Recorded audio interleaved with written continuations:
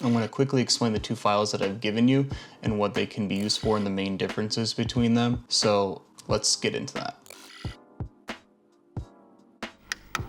So let me decode the vector file that I showed you. It seemed a little overwhelming, and there's a method to the madness. Now this style guide, as it's called, isn't going to fill every need or cover every base of what you might run into, but it is a good starting point for probably most of the things that you'll encounter.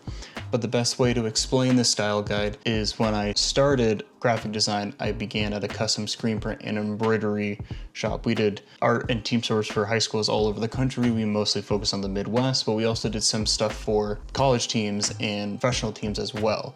So typically, if you are wanting a shirt, say you want red shirts and you want black and white printed on it, you'll get a cost for the shirts, but then you'll also get a cost for the black and the white ink. Some places might give you a surcharge up to a certain amount of inks. It's kind of different everywhere, but almost typically you're going to be charged per ink color that you're doing. You'll see in here I have the full mascot, which is the blue, at least on this file, is blue, gold, and white. So you'll typically be charged 3 colors on this, especially if you're printing on, let's say, black or gray, where you're going to see all these colors. Now there are 2 color variations. Say you want blue shirts for your team, then you'll only be printing gold and white, or on gold, blue and white, or on white shirts, blue and gold. But then there are other 2 color variations you can do where you're just doing gold and blue, gold and white, blue and white, and then sometimes people just like doing black and white. Say you're doing a breast cancer awareness and you're actually printing on pink. Some people just do black and white. Then there's also 1 color variations as well. So say you're on a budget or you're ordering a bunch of shirts across a bunch of different colors. 1 ink is also a great one, or blue ink, gold ink, or you're going with black ink. I kind of tried to give as many options as I could to cover as many bases to make it easy for you. And you'll also notice that some of these have letters on them. The logic behind that is if you are sending this to a vendor for them to print it on t-shirts, you're making decals, you're making banners, and you know what you want to do, you can just say, I want black shirts and I can afford 2 colors of ink, so we'll do blue and gold. And you can just tell them, hey, here's our file, use 2D. So then they'll know, oh, yep, we'll just use this 2D, that's blue and gold, we'll know we're doing the right one. One last thing that I added, I noticed in the past that sometimes teams or coaches, they would mess up their logos or print them incorrectly. So this section is just a quick little reminder that whenever you're printing, the darkest part of your logo should be this black area. So you shouldn't be swapping these colors, or you shouldn't be printing lighter, because it's gonna look inverted and it's gonna read wrong, and people might not know exactly what your mascot is that your team is for. So you might be asking yourself, what does all this mean that I'm getting? The best way to start off with this is if you an organization that has someone that does graphic design for you, or possibly does marketing and knows these things, the best advice I can offer you is if you just hand these files to that person and they'll know exactly what to do, but not everybody has that luxury. So not to bore you with a bunch of graphic design jargon, but there's 2 main files. There's bitmaps, which are pixel-based, and then vector files, which are vector-based. Essentially, it's using math to create shapes. And pixel-based files are the most common that you probably know of. If you've ever heard of a JPEG, that's pixel-based. If you've ever heard of a PNG, that's the same thing. But the big part of the pixel-based is that they aren't as reliable for quality. If you're wanting to put it in documents to make some letterheads or put it in like an ebook or some type of pamphlet, it works fine that way. But your vector is actually going to be you want to utilize the most, and I can demonstrate for you the difference between them. We're going to take the Wildcat, the PNG file, we're just going to drag it into Photoshop.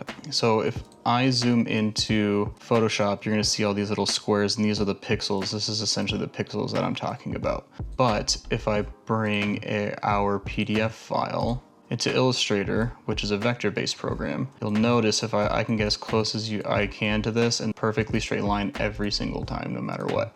So the big problem with pixel-based images is when you shrink them, and I tell Photoshop, this is the size I want. Seems to look pretty good. I mean, we're gonna get close and we're gonna see pixels and stuff too. But say I wanna actually add this to something bigger, and I've saved this file at this size. Now, if I bring it up, look how you can see how blurry and how pixelated this all is. So I'm losing the actual quality of this logo.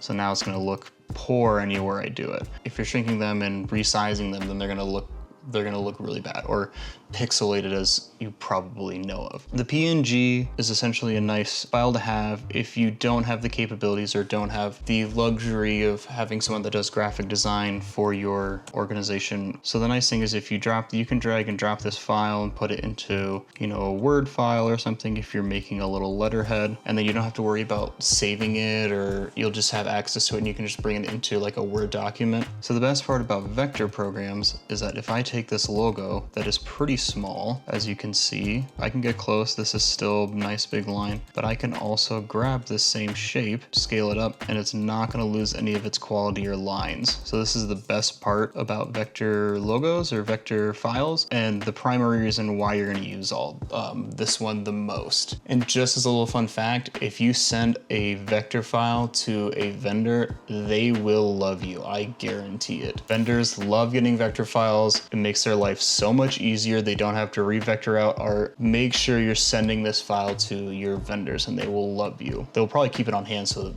they can have it just access to it just in case you lose it or, you know, whatever. And when you send this to a vendor, say you are needing shirts for your football team or basketball team, and you wanted to just say Wildcats or Wildcats basketball, they'll most likely be doing this. Then they can go to here, copy, and paste it. Now they have the logo in here. They don't have to do anything to this. They can just resize it, put it in here. This makes their lives so much easier. They don't have to do any work on the logo. It's ready to go. They can just center it to here, and then you essentially get your artwork.